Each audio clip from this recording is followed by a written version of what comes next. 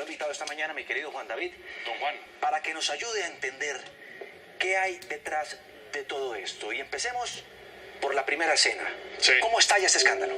el escándalo de Odebrecht estalla realmente el 21 de diciembre del 2016, cuando el Departamento de Justicia de los Estados Unidos revela que el señor Marcelo Odebrecht, quien era el propietario y dueño de la multinacional, que había sido detenido en Brasil en junio de 2015, había llegado a un acuerdo con el Departamento de Justicia de los Estados Unidos y había confesado sobornos por $800 millones en 12 países. En 12 países. Ahí arranca el escándalo. O sea, arranca es por el Departamento de Estado de Estados Unidos. Arranca por Estados Unidos.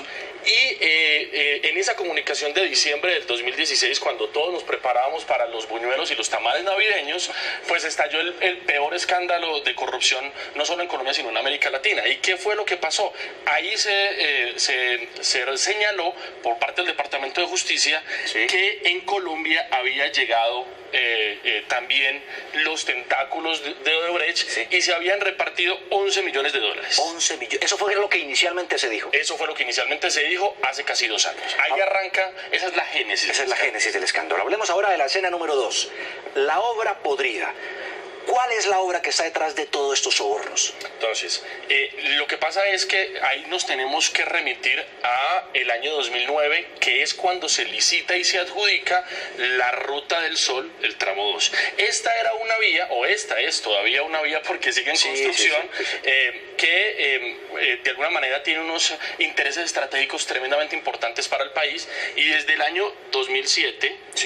empieza todo el proceso de estructuración de esta vía, que finalmente se termina adjudicando en 2009. Esta vía tiene 3 tramos, pero el tramo clave, el tramo de todo este escándalo es donde participa Odebrecht en una concesionaria, es decir, asociado a 2 empresas que son Corfi Colombiana y CSS Constructores. Odebrecht tiene el mayor porcentaje en esta adjudicación. Es una obra de 2 billones de pesos, más de 500 kilómetros de construcción entre Puerto Salgar, Cundinamarca y San Roque, Antioquia.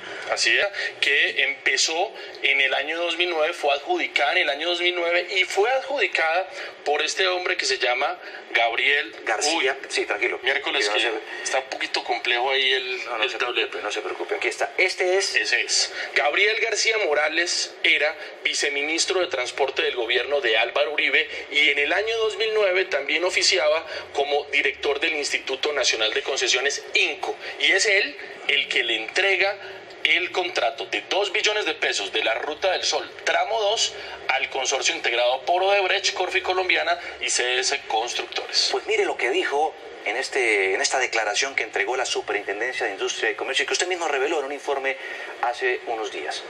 Esto, escúchenlo. Lo cierto es que yo era parte de una cadena en la cual estábamos los eslabones unidos, pero no nos conocíamos unos entre otros. Era una estructura criminal sofisticada en ese sentido. Estructura criminal sofisticada, dice él, y claro, hay muchos más como parte de esa red. ¿Quiénes? Este es un escándalo que por supuesto ha venido desmenuzándose con distintos protagonistas. Otro de los protagonistas, en este caso en la génesis del expediente, como le digo, esto hay que entenderlo en varias dimensiones porque estamos en el año 2018, pero esto arranca en el año 2009, hace 9 años. El presidente de Odebrecht en Colombia se llamaba Luis Bueno. Sí, luego a este señor lo sucedió el señor Eleuberto Martorelli, y también es un personaje clave en toda la estructuración y en toda la génesis de este proceso, el señor Daniel García Arizabaleta. ¿Quién es este señor? ¿Quién es eso, Olivar? Daniel García Arizabaleta fue un hombre que estuvo al mando del Instituto Nacional de Vías Invías, fue destituido por la Procuraduría. ¿No fue que presentó una hoja de vida que no correspondía, y el señor trabajaba en el Invías en el segundo gobierno de Álvaro Uribe Vélez, y cuando sale de allí empieza a tener contratos directos como relacionista público de la multinacional Odebrecht, y de alguna manera es el personaje que aparece en la trasescena de la estructuración del proyecto de la Ruta del Sol. Aquí entra otro coprotagonista en la historia, en la trama. José Elías Melo, quien era el presidente de Corficolombiana, la socia de Odebrecht en este caso, pues por supuesto que es muy importante en este sentido, porque además él hoy aparece enjuiciado por parte de la Fiscalía, porque la tesis que tienen los investigadores es que él autorizó o supo de las maniobras irregulares en la concesión de la Ruta del Sol. Hablemos de otros hombres clave en toda esta situación, en este escándalo. Aquí están. Lo primero que hay que decir a los televidentes es que, según el fiscal general Néstor Humberto Martínez, hay más de 100 contratos bajo la lupa.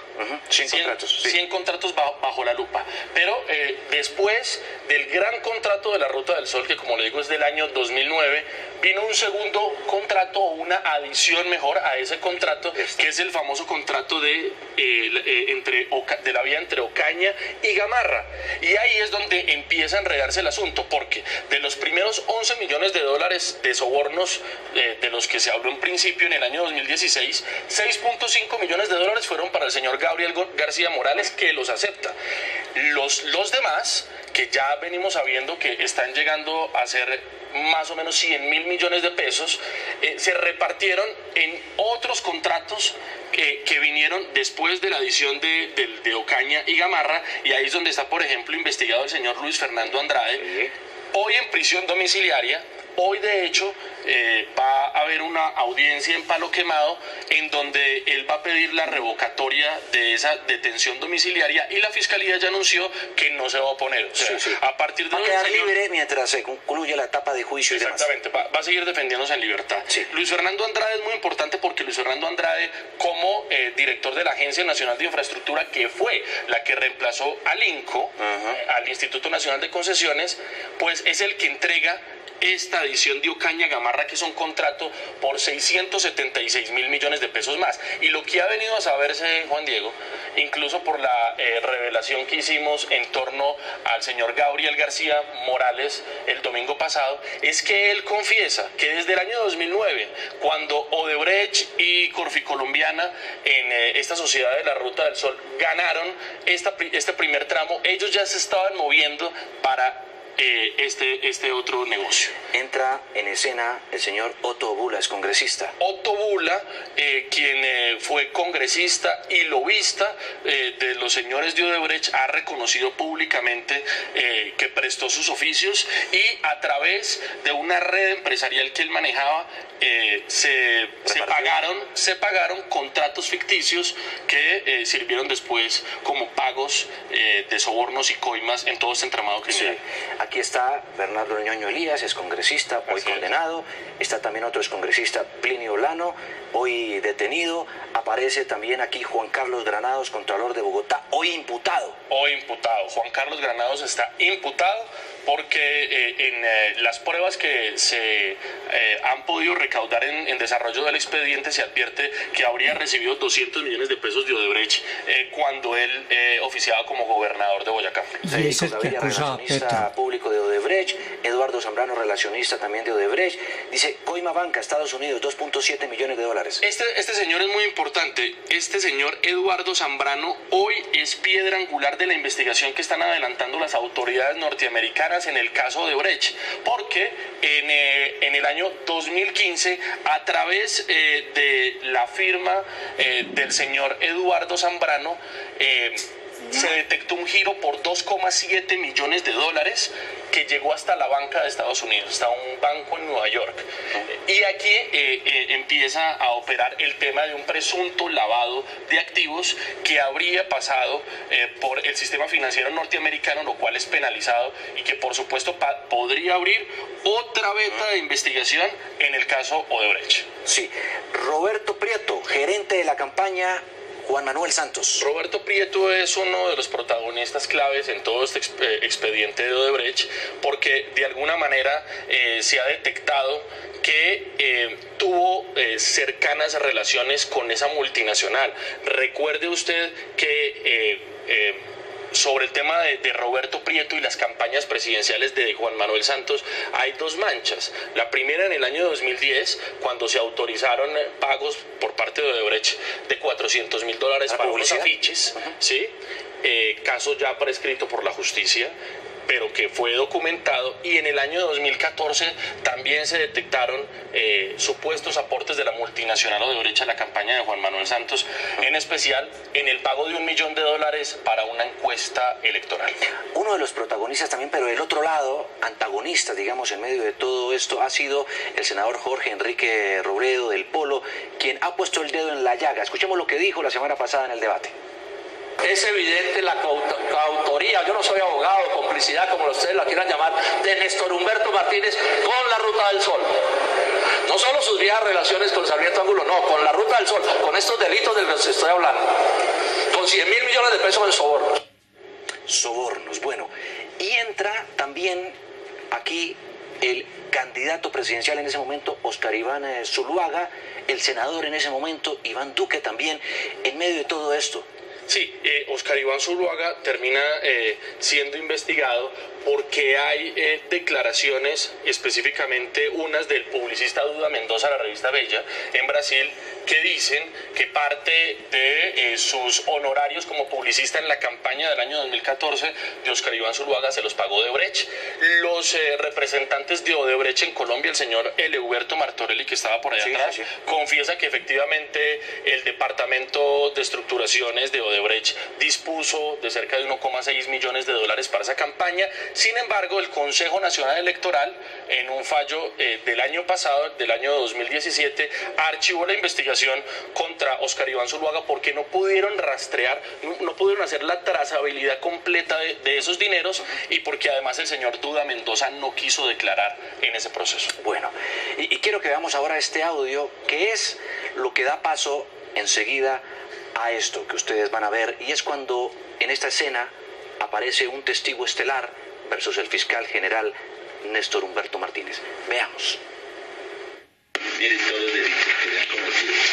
¿Eso es de lo mío? Soborno, lavado de activos, facendo, quintos, privada, administración desleal, abuso de confianza, estafa, hurto, cargado por la confianza. ¿En qué marco, en qué contexto se da esa comunicación, esa interceptación, bueno, esa grabación? Bien, entonces, con todo lo que ya contamos y explicamos de los enredos de la Ruta del Sol desde el día 1, hay que entender que el señor Jorge Enrique Pizano era auditor de la concesionaria de la Ruta del Sol, algo así como la persona que ponía la lupa sobre toda la contratación que venía haciendo la Ruta, que vigilaba internamente en la concesionaria, contratado por la misma empresa, digamos, contratado por la concesionaria de la Ruta del Sol y postulado por el socio minoritario en ese caso, que era Corfi Colombiana. ¿Y qué hacía el fiscal en ese momento? En ese momento, este señor Néstor Humberto Martínez oficiaba como abogado, un muy prestante abogado del grupo Aval, que es dueño de la firma Corfi Colombiana, que es, como le decía, socia de Odebrecht en este caso. Entonces, ¿qué es lo que pasa? El señor Jorge Enrique Pizano empieza a detectar como auditor interno de todo lo que estaba ocurriendo una cantidad de irregularidades, contratos que no se correspondían, pagos absolutamente rarísimos, y empieza a elaborar informes, desde el año 2013. Oiga, y alertaba, por supuesto, a la concesionaria o el presidente de la concesionaria, que era un brasileño, Eder Ferracuti, y digamos trabajaba para Odebrecht. ¿Sí? Entonces, ¿y él por qué graba? Entonces, este señor empieza a descubrir acá y allá una cantidad de contratos que no daban, pero nadie le paraba bolas en la concesionaria. Pues, ¿cómo le van a parar bolas si los que mandaban en la concesionaria pues eran los que estaban de alguna manera pues repartiendo sobornos ya aceptados por la multinacional Odebrecht? Entonces este hombre lo que hizo fue, Jorge Enrique Pizano, en el año 2015 buscar a Néstor Humberto Martínez. Como le digo, Néstor Humberto Martínez era una persona de toda la confianza del Grupo Aval, y le entrega a él todos sus hallazgos. Le entrega reportes, le entrega informes, le entrega absolutamente todo a Néstor Humberto Martínez, y esas 2 sesiones las graba. Y en esas 2 sesiones en donde graba Néstor Humberto Martínez, le cuenta, o se oye, venimos a saber ahora que se oye unas conversaciones muy complejas del señor fiscal general de la Nación. Claro, ahí viene un punto clave, televidentes, porque es que Néstor Humberto oficiaba como abogado del concesionario, y resulta que termina siendo nada menos aquí en el 2016, en agosto, elegido como fiscal general de la Nación. Y el escándalo estalló 4 meses después, en diciembre. Pues pasemos ahora a esta otra escena, que es clave dentro de toda la trama. Dice, el viacrucis del fiscal. Entran en escena otros antagonistas y también otros altos funcionarios que terminan salpicados. Sí, pues por supuesto, en medio del escenario que hoy tiene bajo sospecha o en una posición muy incómoda el señor fiscal general de la Nación, todo se concentra sobre una tesis. ¿Sabía él o no de las irregularidades en la Ruta del Sol? Los audios dicen una cosa, el fiscal dice otra. Por supuesto, ahí tendrá que establecerlo las autoridades, pero en medio de ese tema vienen otros protagonistas, por supuesto, los senadores citantes, que son los que acaban de hacer un debate, y por supuesto le exigen la renuncia al fiscal, el fiscal general de la Nación que se defiende y que dice que por supuesto él nunca supo de esos temas, que Jorge Enrique Pizano sí le habló de unos temas que no le cuadraban, pero que él nunca estuvo en capacidad de decir que eran sobornos. Veamos lo que dijo el fiscal general en ese debate. No tenía conocimiento que se hubiera cometido un delito como hoy posteriormente lo conocemos. Eso es lo que dice Jorge Enrique Pizano en el año 2018. Y yo sí tenía que saberlo en el año 2015, porque yo soy la pitoniza de los colombianos.